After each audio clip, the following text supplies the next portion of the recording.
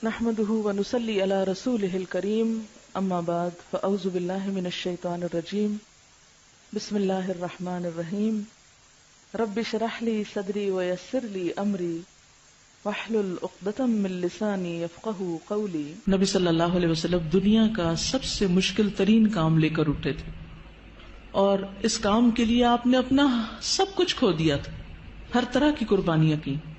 آپ کا بزنس اور آپ کی قوم کی ناراضگی، خاندان کی ناراضگی، اور اس کے علاوہ بھی بہت سی تکلیفیں، ہجرت، جہاد، کئی چیزیں، اور آپ کے بعد جو بھی اس راستے پہ چلتا ہے اس کو مشکلات آتی ہیں، کبھی معاشی پریشانیاں آتی ہیں، کبھی اولاد کا مستقبل تاریک نظر آتا ہے، کبھی لوگ ناراض ہوتے ہیں، رشتہ دار ناراض ہوتے ہیں، کبھی ساتھی کم ہو جاتے ہیں۔ ایسی صورت میں انسان کو کبھی بھی گھبرانا نہیں چاہیے۔ یہاں نبی صلی اللہ علیہ وسلم کو تسلی دی جا رہی کہ ہم نے آپ کو کوثر عطا کی ہے، لہٰذا آپ شکرانہ ادا کیجئے، نماز پڑھیے، قربانی کیجئے۔ آپ کا جو دشمن آپ کے خلاف ہے وہ آپ کا کچھ نہیں بگاڑ سکتا۔ حضرت انس رضی اللہ عنہ کہتے ہیں کہ آپ ہمارے درمیان مسجد میں تشریف فرما تھے کہ آپ پر ہلکی سی اونگ طاری ہو گئی، پھر آپ نے مسکراتے ہوئے سر مبارک اٹھایا تو ہم نے عرض کی کہ آپ کیوں مسکرا رہے ہیں؟ آپ نے فرمایا انزلت علی آنفا سورۃ، میرے اوپر ابھی ابھی ایک سورت نازل ہوئی ہے۔ پھر آپ نے بسم اللہ پڑھ کر سورت سنائی اور سورت سنا کر فرمایا اتدرون ما الکوثر، یعنی تلاوت بھی سنا دی اور پھر وضاحت بھی ساتھ ہی کر رہے ہیں، تعلیم دے رہے ہیں، کیا تمہیں معلوم ہے کوثر کیا ہے؟ تو لوگوں نے عرض کیا اللہ اور اس کا رسول ہی بہتر جانتے ہیں۔ فرمایا وہ ایک نہر ہے جس کا اللہ نے مجھ سے وعدہ کیا ہے، اس میں خیر کثیر ہے۔ اس نہر میں کیا ہے؟ خیر کثیر ہے۔ در حقیقت یہ ایک حوض ہے جس پر میری امت قیامت کے دن آئے گی، اس کے برتنوں کی تعداد آسمان کے تاروں جتنی ہوگی، اور اس سے کچھ لوگوں کو ہٹا لیا جائے گا تو میں کہوں گا کہ یہ میری امت ہے، تو مجھے بتایا جائے گا کہ آپ کو نہیں معلوم کہ آپ کے بعد انہوں نے دین میں کیسی کیسی نئی چیزیں نکال لی تھی۔ صحیح مسلم کی روایت ہے۔ بہرحال سورت کا محور یہ ہے، مرکزی مضمون یہ ہے کہ آپ صلی اللہ علیہ وسلم پر نعمتوں کا ذکر ہے، آپ کے مقام کی فضیلت کا بیان ہے، اور اس کے بعد آپ کو کیا کرنا چاہیے اس نعمت اور فضیلت کو پا کر، اس کا ذکر ہے کہ آپ شکرانے کے طور پر اللہ کی عبادت کریں اور بندوں کے حقوق کا خیال رکھیں۔ اس میں ہم دیکھتے ہیں کہ پچھلی سورت میں 4 چیزوں کی بات تھی، یا 4 خاص باتیں تھیں، جس میں سب سے پہلے تو بخل کا ذکر تھا کہ ایک شخص یتیم کی ضرورت پوری نہیں کرتا، مسکین کی نہیں کرتا، ان کو ذلیل کرتا ہے۔ دوسری چیز نماز میں غفلت کی بات تھی۔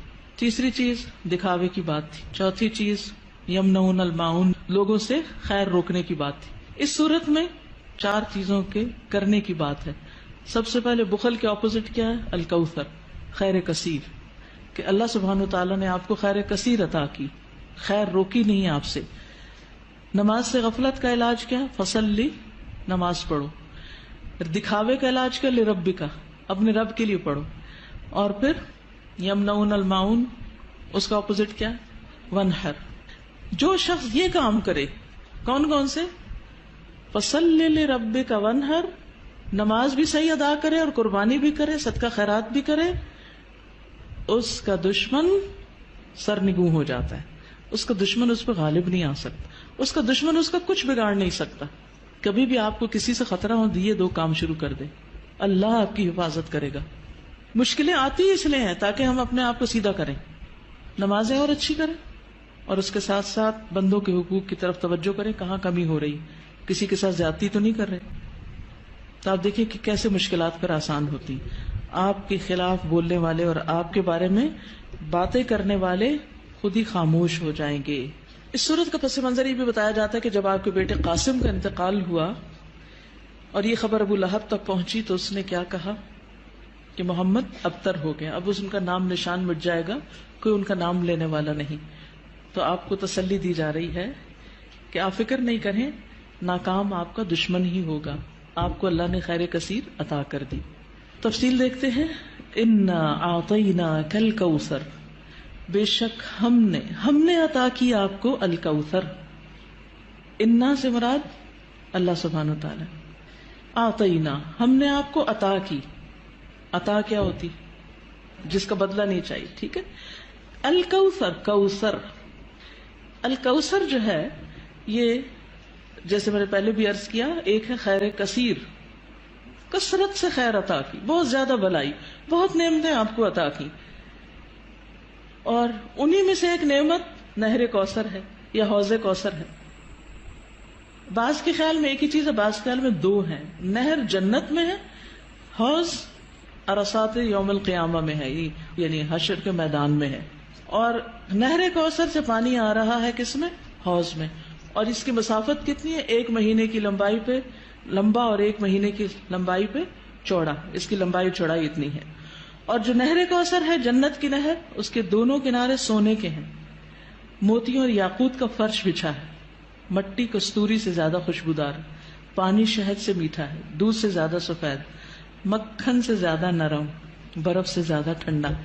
دنیا میں جو آپ کو بہت ہی پسند ہے اس کی کچھ مشابہت نظر آتی۔ اور حوض کوثر جو ہے میدان حشر میں، اس کے کناروں پر کیا ہے؟ پیالے ہیں، کتنے؟ ستاروں کی تعداد میں۔ جو ایک دفعہ اس سے پانی پیے گا وہ کبھی بھی دوبارہ پیاسا نہیں ہوگا۔ لیکن اس سے کس کو ہٹا دیا جائے گا؟ جو بدعت کرنے والا ہو، یا جو آپ سے دشمنی رکھنے والا ہو، آپ سے بغض رکھنے والا ہو، اس کو وہاں نہیں آنے دیا جائے گا۔ یا جو آپ کے دین سے بغض رکھنے والا ہو، نماز سے نفرت ہے، صدقہ خیرات سے، دین کا ہر کام میں مصیبت لگتا ہے۔ ایک یہ ہے کہ بوجھل ہونا، اچھا آپ سو کے اٹھے ہیں تو آپ کو بوجھل لگ رہا ہے نماز پڑھنا، وہ ایک فطری سی بات ہے، آپ تھکے ہوئے ہیں یا نیند پہ ہیں۔ لیکن ایک یہ ہے کہ دل سے نماز کی چاہت ہی نہ ہونا۔ نبی صلی اللہ علیہ وسلم فرمایا کہ نماز میری آنکھوں کی ٹھنڈک ہے۔ ہمارے نزدیک نماز کا مقام کیا؟ ہم میں سے ہر ایک کو سوچنا چاہیے، میری زندگی میں نماز کا مقام کیا؟ مجھے نماز سے کتنی محبت اور چاہت ہے، کتنے شوق سے میں اس کی طرف جاتی ہوں، یا نماز بس خانہ پوری کی حد تک پڑھتی، کیونکہ یہ ہماری ایمان کا امتحان ہے اس میں۔